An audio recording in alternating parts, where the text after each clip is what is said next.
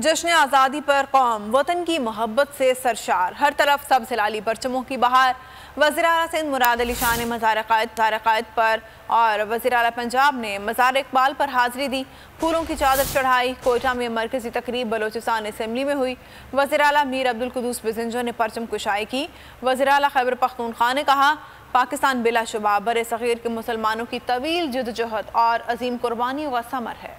3.5-4 साल के करीब उन्होंने इस मुल्क के साथ किया। वो सबके सामने जिस तरीके से ये मौजूदा हुकूमत वफाक में आई थी, क्या हालत थी मईशत की, ये उन्हीं की नाअहली, उन्हीं की कम अकली, ये उसका सिला हम भुगत रहे हैं। वफाकी हुकूमत एक यूनिटी हुकूमत है, उसने मिलके इस मुल्क को उस भंवर से निकालने के लिए पूरी कोशिश। वज़ीर दिन है और उनकी खुशी वाला दिन है कि आज के दिन हम आज़ाद हुई हैं और 14 अगस्त के दिन तमाम पाकिस्तान के लोगों को आज की आज़ादी का जश्न आज़ादी मुबारक हो। हम इस मुल्क की हिफाजत और इसकी तरक्की में किरदार अदा करेंगे।